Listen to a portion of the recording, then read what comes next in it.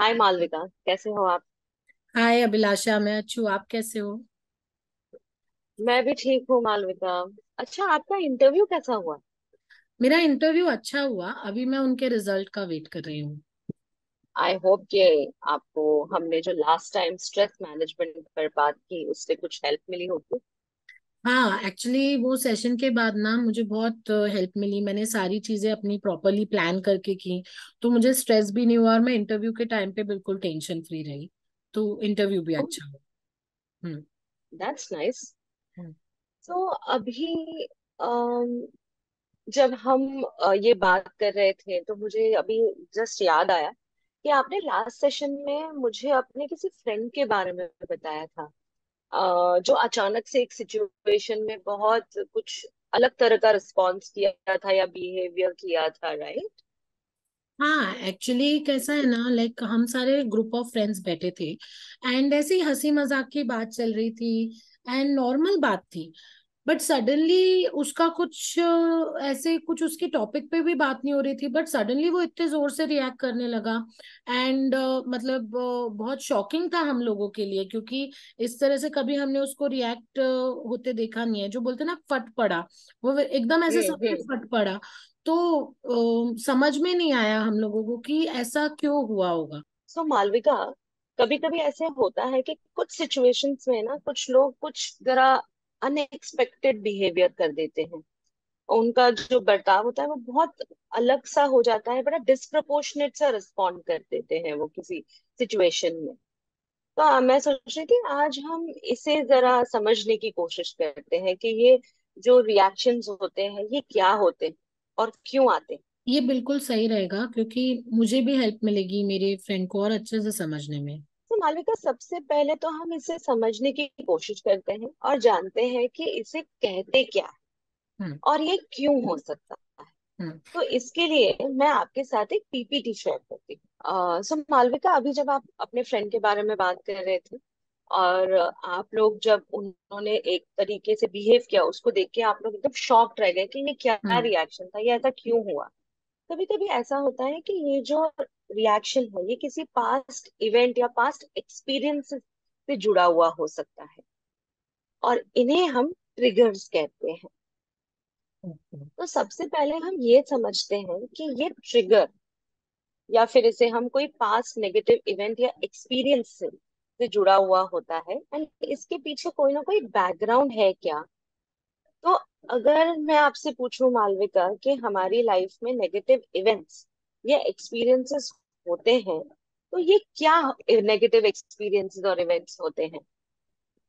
अभिलाषा, जहां तक मैं समझ पाती हूँ, मुझे ऐसा लगता है जैसे अगर लाइफ फैमिली में किसी की डेथ हो गई है या हमें कोई सीवियर लॉस हुआ है जिसके वजह से हम एकदम बहुत इम्पैक्ट फील करते हैं, ये कुछ एक्सपीरियंसेस हो सकते हैं।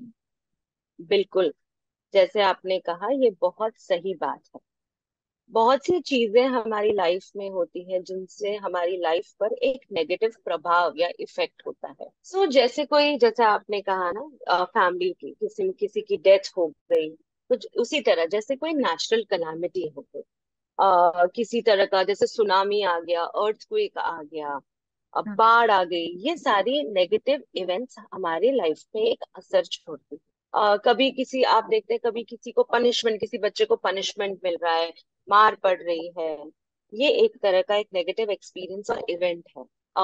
टीजिंग, जब स्कूल में बच्चे जाते हैं उनको कभी कभी बहुत टीज किया हम्म। जाता है, बुली किया जाता है, और हम देखते हैं कि उसका भी एक बहुत प्रभाव होता है उनके जीवन में जो नेगेटिव होता है। एक्सीडेंट्स हो जाते हैं, सडन डेथ हो जाती है, या किसी बहुत नियर डियर वन का चले जाना, इसका एक प्रभाव होता है हमारी जिंदगी पे। और बहुत बार जो नेगेटिव इवेंट्स है वो नेग्लेक्ट, इग्नोरेंस, जब बहुत बार हम देखते हैं उसके वजह से भी जुड़ा हुआ होता है। और ये जो इवेंट्स है ना मालविका, ये हमारे जीवन पे हम पे कभी कभी इतना आघात पहुंचाती है कि उससे हमारी सोचने, समझने और महसूस करना और उसी के साथ साथ बिहेव करने की जो हमारी प्रक्रिया होती है, एबिलिटी होती है, उस पर ये एक बहुत नेगेटिव इम्पैक्ट छोड़ती है। और इन्हें हम नेगेटिव, या ये जो नेगेटिव इवेंट्स है या एक्सपीरियंसेस हैं, इन्हें हम ट्रोमैटिक इवेंट्स कहते हैं। और इन एक्सपीरियंसेस से बाहर निकलने में हमें मुश्किल होती है, और इनका जो असर होता है वो हमारे जीवन में लंबे समय तक रहता है। ओके। और कभी कभी ना वो हमें आगे बढ़ने के लिए मुश्किलें पैदा करते हैं। ओके। हालांकि हर पर्सन या हर व्यक्ति का ट्रोमैटिक सिचुएशन या एक्सपीरियंसेस ना ये अलग अलग हो सकता है। मेरे लिए कुछ और चीज होगी, मेरे लिए और आपके लिए कोई और चीज होगी।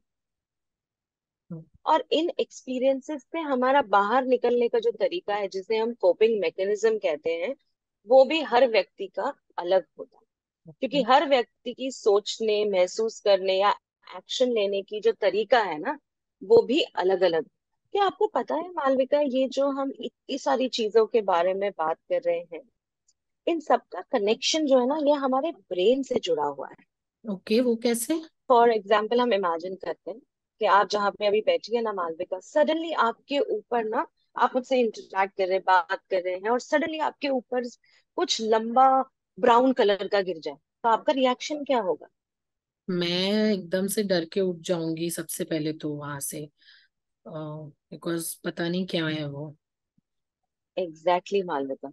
तो शायद आपका जो एकदम वाला रिएक्शन हो, वो आप एकदम से चौंक जाएंगी या एकदम उठ के खड़ी हो जाएंगी वहां पे, यस। कि ये क्या है, क्या नहीं, क्या क्या हो गया है ये।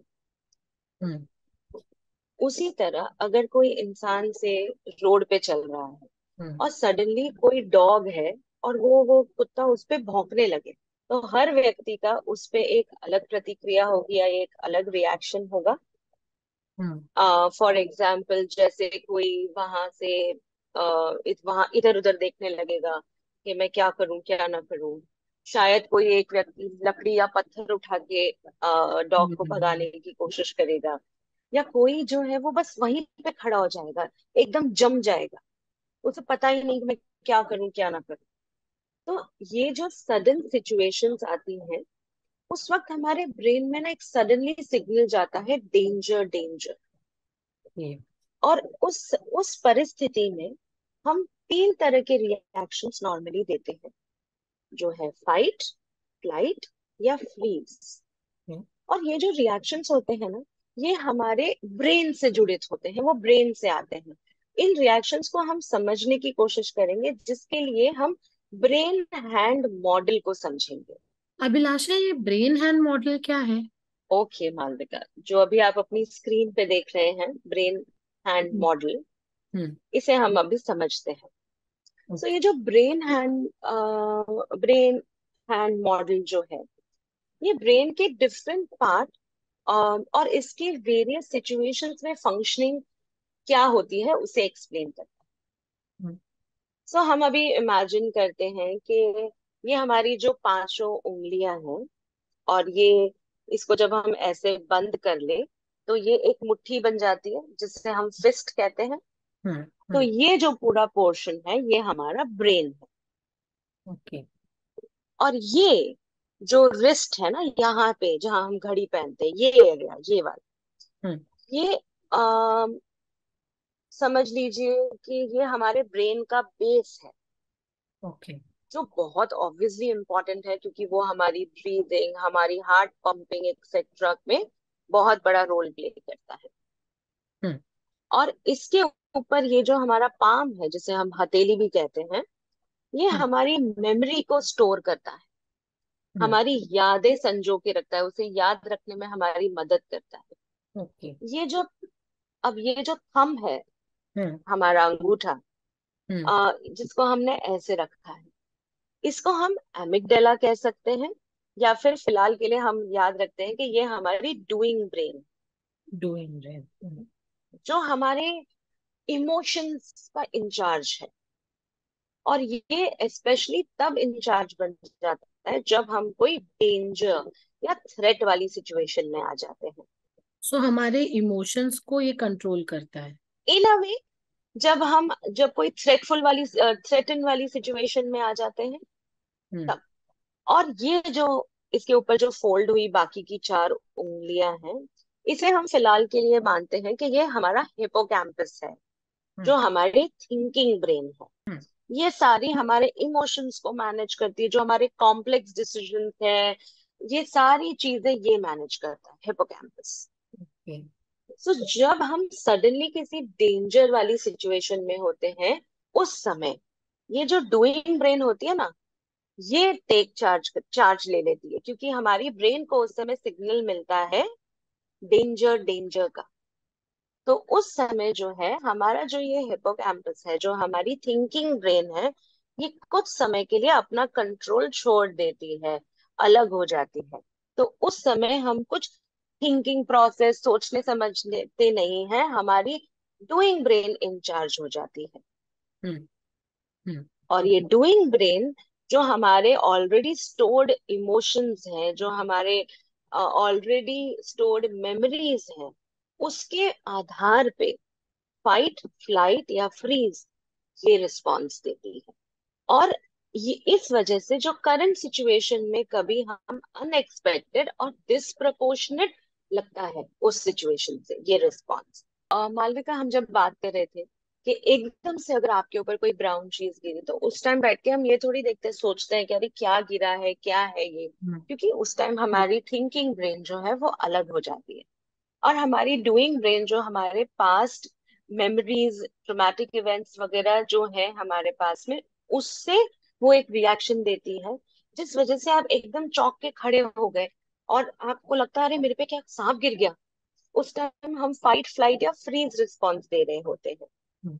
और जब थोड़ी देर बाद में, after may be after a few seconds और सम टाइम, जब ये वापस स्थिर हो जाता है, तब आप देखते हैं तो आपको रियलाइज होता है अरे ये सांप नहीं, ये एक रस्सी थी, हम्म। मैं भी क्या डर गई। हम्म। सो अभी तक जो हमने बातें की, क्या ये हम साथ में हैं, एक ही साथ समझ में आ रहा है मालविका? मुझे काफी हद तक अभी समझ में आ गया है ये। ओके। तो चलिए अब हम जरा ट्रिगर्स को थोड़ा और डिटेल में समझने की कोशिश करते हैं। ओके। तो मालविका, ये जो ट्रिगर्स होते हैं ना, ये हमारे पास्ट इवेंट से जुड़े हुए होते हैं। अ, हम जब करंट सिचुएशन में जब रिएक्ट करते हैं और हम देखते हैं कि ये रिएक्ट बड़ा डिस्प्रपोर्शनेट है, वो इसलिए होता है क्योंकि हमारे जो रिस्पॉन्सेस हैं वो उस सिचुएशन से जुड़े हुए नहीं है। वो रिस्पॉन्सेस जो है वो हमारी जो ये स्टोर्ड इमोशनल मेमोरी है ना, वहां से आ रहा हो। जैसे हमने शुरुआत में कुछ नेगेटिव इवेंट्स, एक्सपीरियंसेस को समझने की कोशिश की। जब भी प्रेजेंट सिचुएशन में अगर कोई सिमिलर इवेंट या एक्सपीरियंस होता है या आता है, तो हमें सडन एक तरह की स्ट्रेस या एंजाइटी होती है, और हमारा उस इवेंट के प्रति जो रिएक्शन होता है ना, वो हमारे पास्ट रिस्पॉन्सेस से जुड़ा हुआ होता है, वो वहां से आता है। तो जैसे कि आप स्क्रीन पे देख सकते हैं मालविका, अम, कि हमें डर का एहसास होता है, उस समय घुटन जैसा महसूस होता है, डिसीजंस लेने में हमें बहुत डिफिकल्टी होती है, और कब लगभग डिसीजंस ले नहीं पाते। हम हमारा जो डिपेंडेंसी फैक्टर है, दूसरों पे डिपेंड करना, ये बहुत ज्यादा बढ़ जाता हम्म। है। जो भी तरह की स्ट्रेस या एंजाइटी हम महसूस कर रहे होते हैं, वो बहुत लंबे समय तक चलती रहती है। तो जहाँ पे हम रेगुलरली नॉर्मल वे में चीजें कर पाते हैं, उन सारी चीजों में हम चैलेंजेस फेस करने लगते हैं। और ये तब होता है जब ये ट्रिगर जो है हम रेगुलरली बहुत टाइम तक महसूस करते चले जाते हैं। तो ये जो ट्रिगर्स होते हैं ना मालविका, ये इंटरनल और एक्सटर्नल हो सकते हैं, एंड पॉजिटिव एंड नेगेटिव भी हो सकते हैं। ओके। सो अभिलाषा, एक्चुअली मैं इसको काफी रिलेट कर पा रही हूँ, क्योंकि ना बहुत सालों पहले मेरा एक छोटा सा ही एक्सीडेंट हुआ था। एंड हम्म। अभी कैसा है ना, मैं ड्राइव करने का नाम लेते हैं तो मुझे डर लगता है, मतलब थोड़ा सा मैं स्ट्रेस में आ जाती हूँ। तो आई कैन समवेयर रिलेट जो अभी आप बोल रहे हो ना, ट्रिगर्स, जो पास्ट मेमोरीज, नेगेटिव एक्सपीरियंसेस, मैं उसको थोड़ा रिलेट कर पा रही हूँ अभी। दैट्स रियली नाइस कि आप इसको रिलेट करके देख पा रहे हैं। तो हम आगे बढ़ते हैं यहाँ से।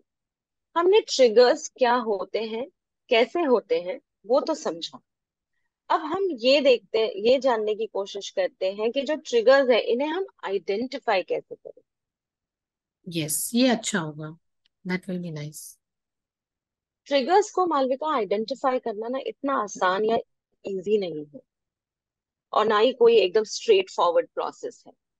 इसीलिए हमें बहुत जरूरी है कि हम बहुत ज्यादा सेल्फ अवेयर होने की शुरुआत करें, और कुछ स्टेप्स हैं जो इम्पोर्टेंट है उन्हें समझने की हम यहाँ पे कोशिश करते हैं। सबसे पहला और इम्पोर्टेंट स्टेप है कि हम हमारे प्रेजेंट मोमेंट में माइंडफुल रहें। हम्म। फॉर एग्जाम्पल, मैं इस समय क्या सोच रही हूँ, मैं क्या महसूस कर रही हूँ, कि क्या सेंसेशन हो रहा है। अगर आपके मुंह में आपको क्या टेस्ट हो रहा है, महसूस हो रहा है, ये that helps you to be in the present. आप प्रेजेंट सिचुएशन में इस मोमेंट में कितना माइंडफुल है, ये बहुत ज्यादा इम्पोर्टेंट। उसी तरह से खुद के बिहेवियर को आइडेंटिफाई करना।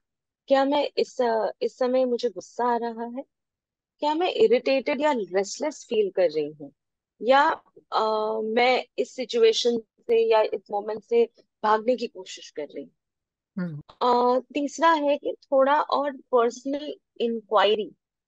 हम्म। फॉर एग्जाम्पल, खुद से बहुत सारे सवाल पूछना, लेकिन व्हाट बेस्ड सवाल पूछना।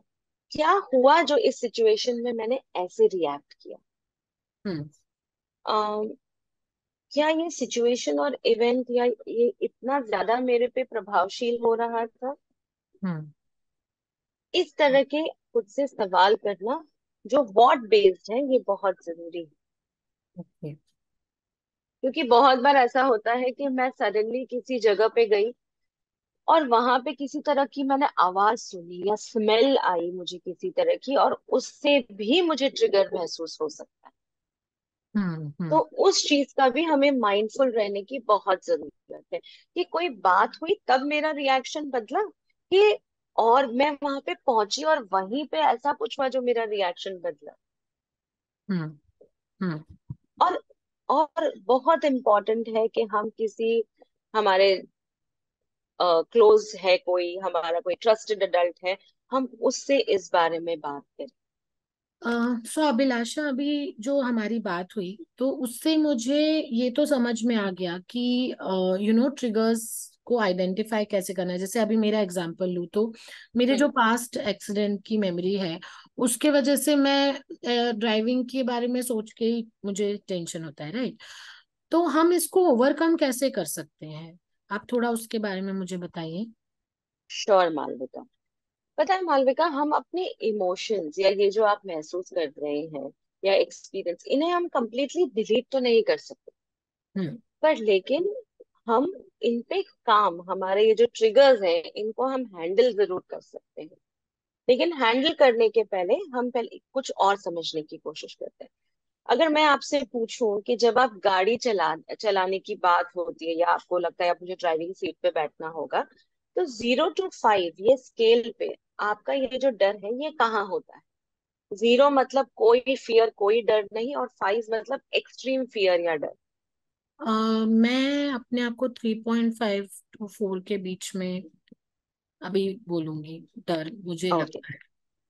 एंड 3.5 और 4 जो आप डर आप कर रहे बोल रहे हैं, ये आपके लिए कैसा डर है? Is this a little high डर फॉर यू? हाँ, सो जैसे अगर कोई मुझे ड्राइविंग, मतलब आज तुम्हें ड्राइव करना है, ऐसा अगर कोई बोलता है तो मुझे वहीं से स्ट्रेस शुरू हो जाता है। करेक्ट, वहीं से हम ट्रिगर्ड महसूस करने लगते हैं, क्योंकि हम्म। फिर हमें डर लगता है, एंजाइटी महसूस होती है। तो अब आपको आपका डर समझ में आने लगा है, ट्रिगर समझ में आने लगा है। तो अब बहुत जरूरी है कि इस ट्रिगर को, डर को हम हैंडल करें, हम्म। जिसके लिए हम अब कुछ प्रैक्टिसेस या टेक्निक्स को समझने की कोशिश करेंगे, कि हम ऐसे सिचुएशंस में हम क्या कर सकते हैं। सो मालविका, इन सिचुएशंस को सबसे पहले अप्रोप्रिएटली अक्नॉलेज करना बहुत जरूरी है। तो आपने उसको किस तरह से एक रेटिंग स्केल पे डाल के अक्नॉलेज किया कि हाँ भाई, मुझे इतने लेवल का डर महसूस होता है।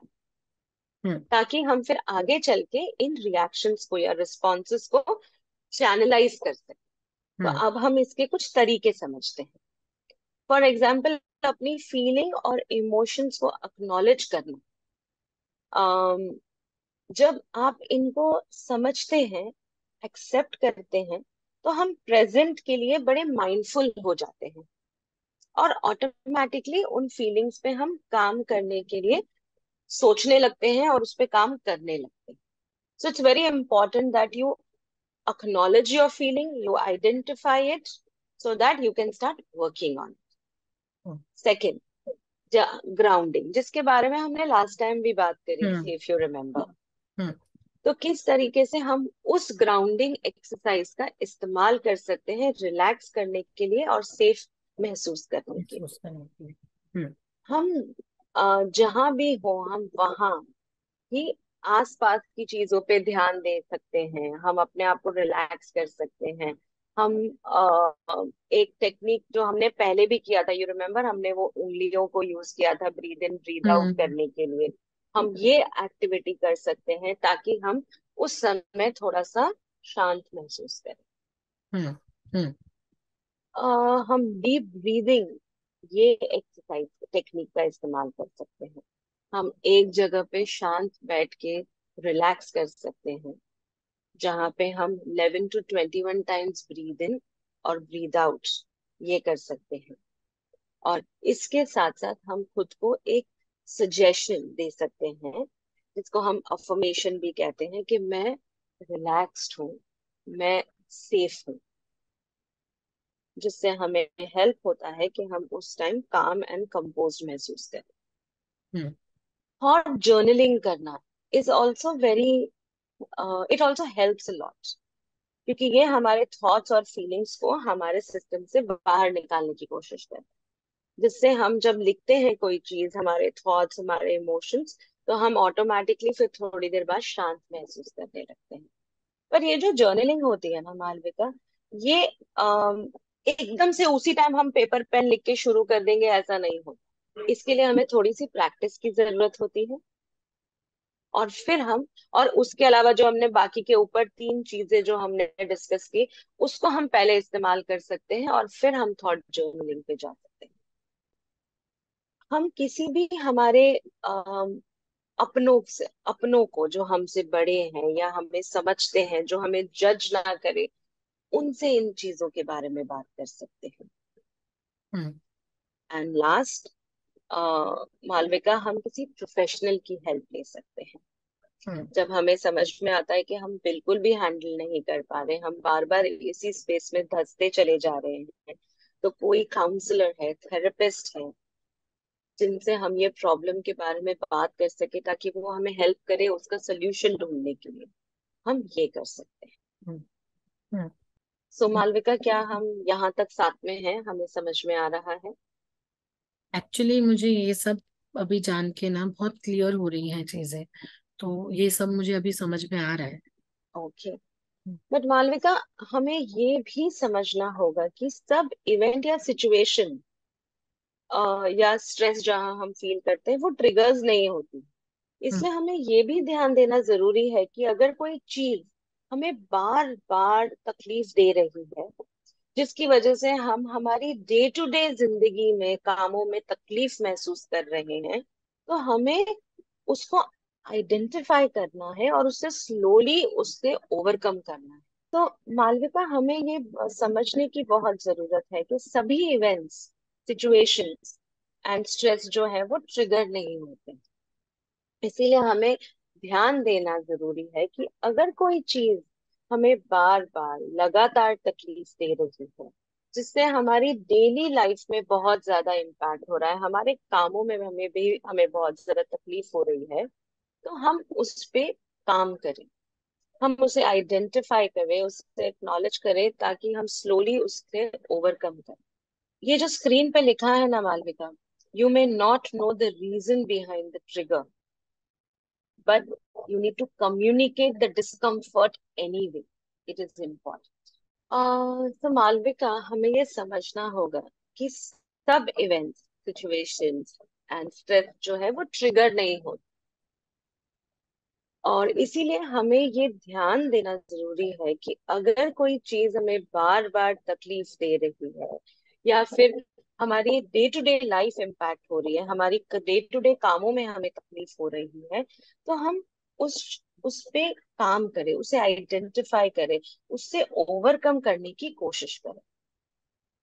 ये जो आप स्क्रीन पे देख रहे हैं ना, you may not know the reason behind a trigger, communicate the discomfort anyway, it's important.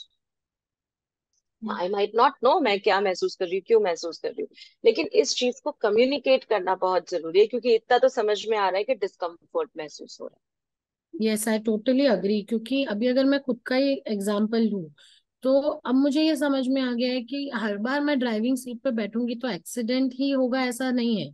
मतलब ये चीज मुझे अपने आप को बार बार रीइंफोर्स करनी पड़ेगी ताकि मैं उस चीज से बाहर निकल सकूं। तो आई है। थिंक वो काफी क्लियर समझ में आया है। मालविका, अब हमने समझ लिया है कि ट्रिगर क्या होता है और आप कैसे उसे हैंडल करेंगे, तो हम नेक्स्ट सेशन में सेल्फ केयर पर बात करेंगे। क्योंकि अगर हम खुद पे ध्यान दें, खुद का ध्यान रखें, तो ऑटोमेटिकली जो भी हमारा स्ट्रेस, एंजाइटी, फियर एक्सेट्रा जो हम महसूस करते हैं, इसे हम बेटर तरीके से हैंडल कर पाएंगे। So let's talk about self care in the next session. और तब तक के लिए जो हमने ट्रिगर्स के लिए टेक्निक्स देखी है, बात करी है, आप उस पे काम करिएगा। एक्चुअली ये बहुत अच्छा होगा अभिलाषा, तो नेक्स्ट सेशन में हम डेफिनेटली उस पर बात करेंगे। और अब मैं समझ पा रही हूँ मेरे जो ट्रिगर्स हैं, I will start working on them. Sure Malvika, मुझे भी आज ये सब डिस्कशन करके अच्छा लगा। So we'll meet for the self care session next time. Thank you bye so Malvika. Much. Thank you so much Abhilasha. You welcome.